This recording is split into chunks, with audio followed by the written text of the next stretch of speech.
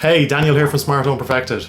It's generally agreed that wired security cameras are more reliable than Wi-Fi or fully wire-free cameras that are on the market today. Today we're going to review the Annke NC400, which is a full-color night vision PoE camera. We're also going to review the C800, which is a 4K security camera with a built-in mic. And then we're going to tie all of that together with the Annke 4K PoE NVR. Let's get started. In today's video, we're going to do an unboxing of the NVR on cameras. We'll show you a quick demo of the footage on the cameras themselves. We'll do a full run through of the NVR and all the various features in the software. And then finally, we'll do an app setup on iOS.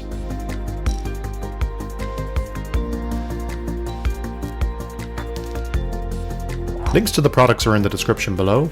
Just a note, Annke provided these cameras and NVR free of charge for the purposes of this review, but that doesn't impact the honesty of the review itself.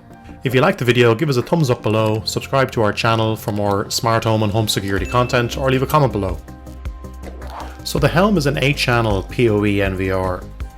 It supports cameras up to 4K resolution. From a compression perspective, it supports H.264 all the way to 265+, which helps saves a lot of space on the disc. There is customizable motion detection with it, but there is no person detection or object detection. You can trigger alerts based off motion detection, and that's either pushing it to your app as a notification, or it could be an email alert or triggering an alarm. There's a web interface, there's an app interface for remote monitoring. There's a full timeline functionality to search and play back based off either continuous feeds or events. The NVR comes with a power supply. You get a USB mouse with it as well, along with a HDMI cable and an Ethernet cable. There's also a remote control, along with the user manual and some surveillance stickers. The device I have here has a 1TB hard disk. You can order it with 2, 3 or 4TB, or if you have a hard disk yourself, you can order it without a HD and hook up your own. The Ethernet ports are powered for PoE, so you get a max wattage of 25.5 watts per port.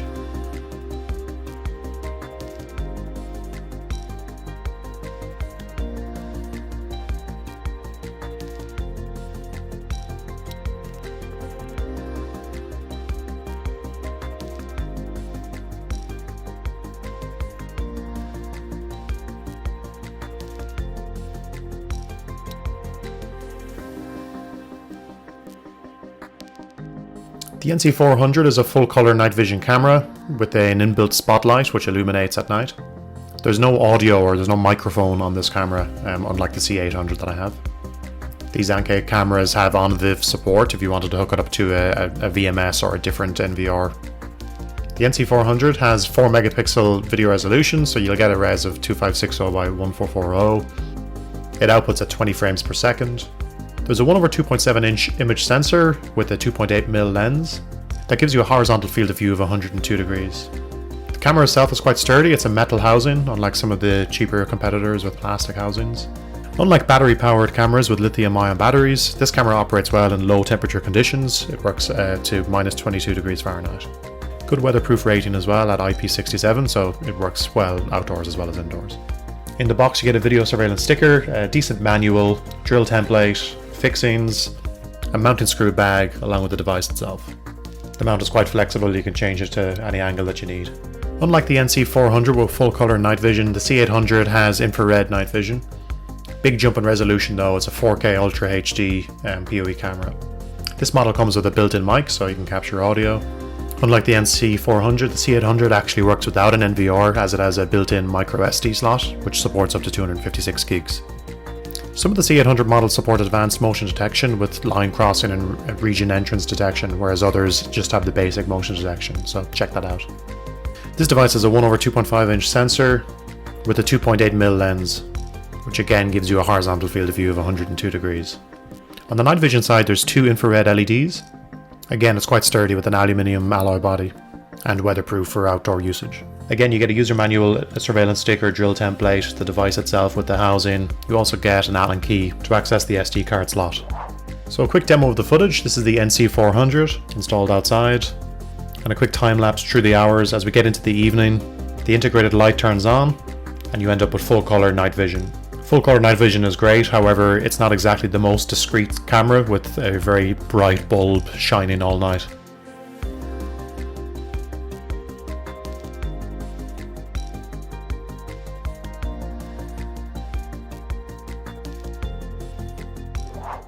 Okay, so we're going to do a quick run through of the Annke NVR software.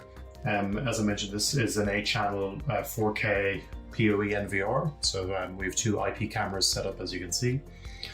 So a quick run through. This is just the standard home screen display where you can have a single camera feed in kind of HD, or you can have a grid view of the various cameras you've set up, either 4, 6, 8, or 3x3.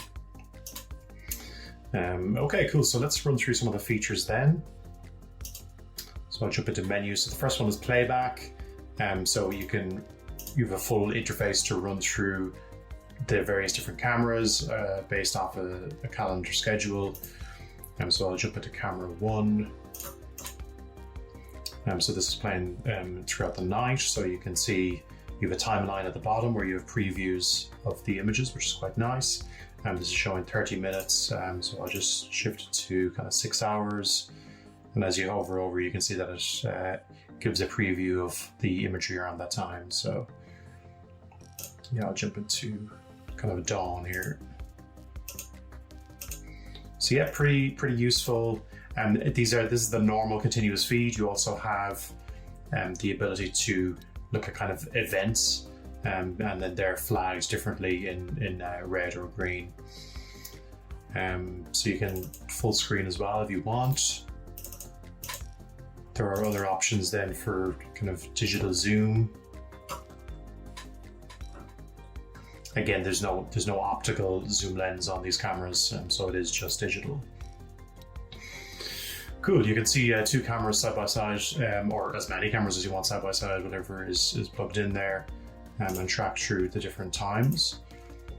So the 2 cameras that I have here, one is the color view camera, which has a spotlight on it, so it provides a full color night vision view, and that's the one on the left there. So yeah, 3 a.m., 2 a.m. It's still showing a full color based off that spotlight. So whereas the other camera is, whereas the other camera just has infrared, as you can see there. So just a quick look at the events of the smart motion detection then. I'll jump back to this camera 1. I'll look at yesterday. And then you can pan by smart.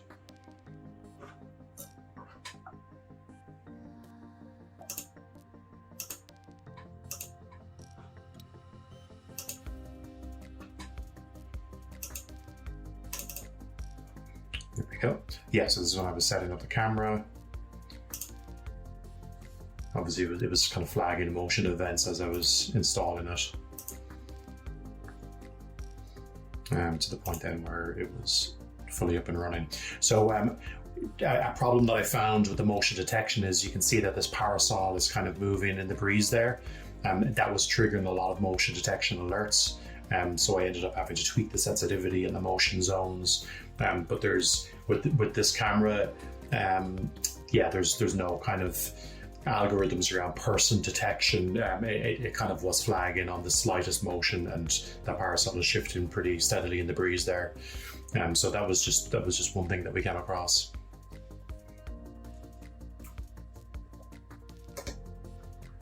Okay, so a quick look at some of the other features. So back out to home.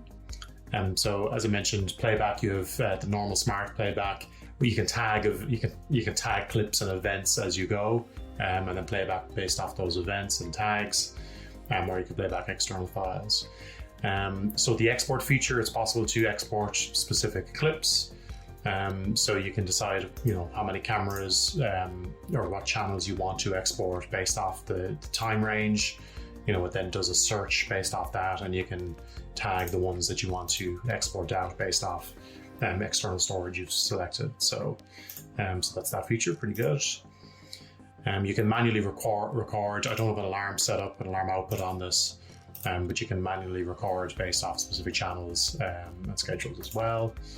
On the hard disk, this is a 1 terabyte. It comes all the way up to 4 terabyte, the Annke NVR. You can see information on that HDD and whatever space is still available on it, along with some kind of advanced storage modes as well. On the record side, so this is, I played around with these settings. So you can set up a schedule on when you want the various channels to record, which is good if you're looking to just record at night, for example. And then you can edit out the particular types of recording, be it just on motion or just on continuous, or if you've an alarm hooked up. So that's pretty useful. Yeah, so on the parameter side, I had a bit of a play around with these settings. So for each camera or for each channel, you have the ability to set either for the mainstream on continuous recording, either on event, or the substream, which shows on the home screen grid what the resolution should be, bit rates, frame rates, etc., and what kind of encoding. So there's the ability for H265 Plus, which saves on storage space. I have that disabled at the moment.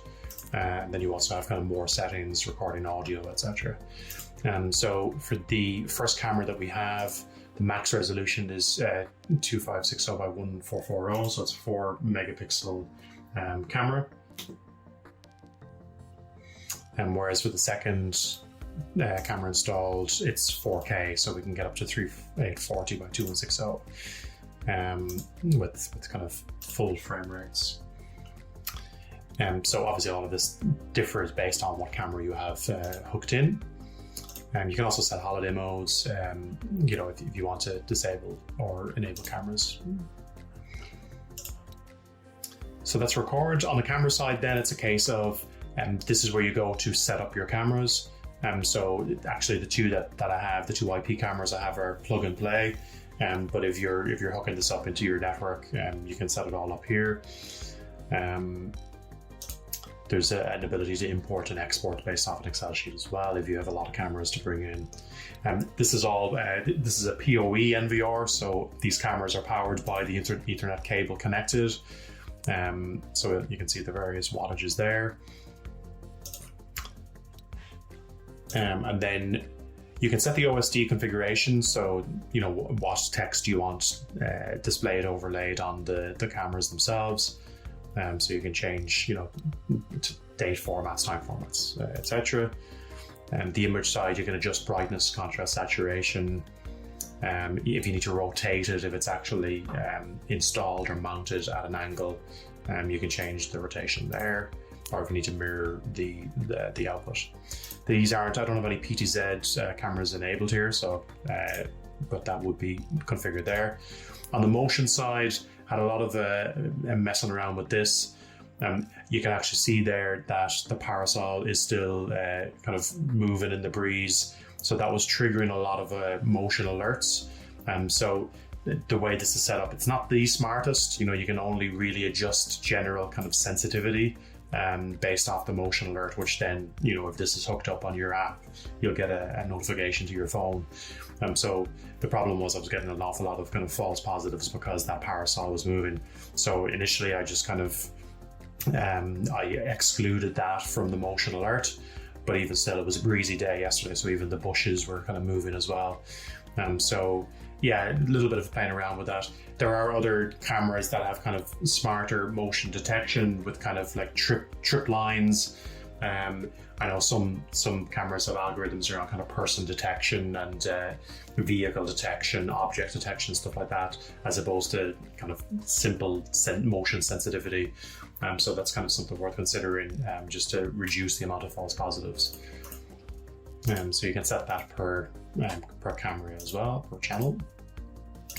Privacy mask, I had to play around with this, so you can enable the privacy mask and then just drag whatever boxes you want around it. So if there's neighboring properties that you don't want to record, for example, you can set those masks. I'll apply that just so that you can see it in a minute. Then there's also settings for video tampering. So based off the, if there's motion triggers on the actual device itself, then it can flag, a linkage action such as an alarm or a notification to your phone, or sending an email or a warning itself from the NVR. So there's settings for that. And then options then for video loss alarm, what to do, and again triggering those kind of linkages actions. Okay, back to live view. You can see the privacy mode there for those two areas, the privacy mask, so that works pretty well. So then into configuration. So you have settings for general configuration, setting time zones, etc. Data savings times, and yeah, some more settings. On the network side, yeah, you can custom configure this based off whatever your network settings are. So you have full access for DNS and NAT. Configure an email if you want the system to send emails based off those linkage actions that I mentioned. Platform access is useful if you need to set this up on your mobile device. So for live view, you can specify what your default live view mode is. So I've set it to 2x2. You can set a dwell time so that they cycle through the various channels.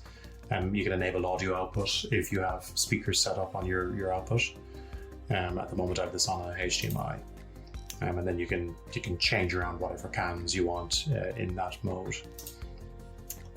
Okay, so then you have some exceptions, and then you can create different users as well. So, okay, that's on configuration, nearly there. On the maintenance side, there's a full information on the device.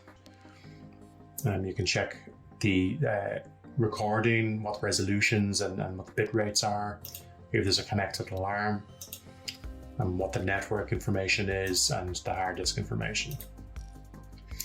You get a full log as well, so you can search through the log.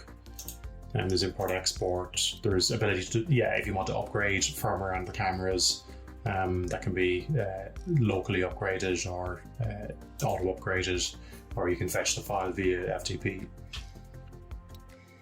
On the image quality itself, for the 4 megapixel camera actually is pretty decent quality. It's not as good as the second cam, obviously, which is 4K. But not bad. So even from a zoom perspective, it is just purely digital zoom. But yeah, no, it's reasonable. Again, yeah, you can see the resolution there. But yeah, just not as good as the 4K cam, which we have here, which is 3840 by 2160. And the digital zoom on this is definitely picking up a bit more. Not bad at all, actually. So a quick run through of the app setup. We set this up on iOS and Android. This is the iOS version. Okay, so just scanning the QR code, downloading the Annke Vision app.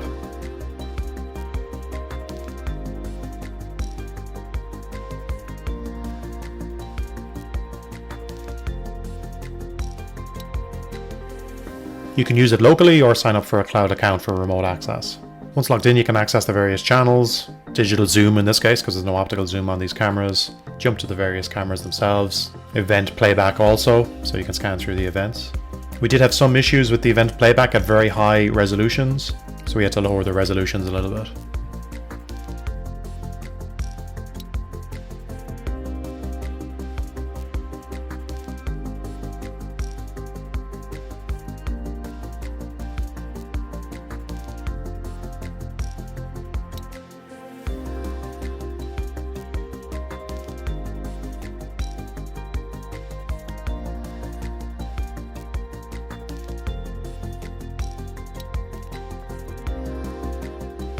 That's it, really enjoyed testing out the Annke NVR and cameras. Pretty decent bit of kit here. Don't forget to give us a thumbs up below, subscribe to our channel for more home security content, or leave a comment below. Check out our website smarthomeperfect.com for more security camera reviews. See you in the next video.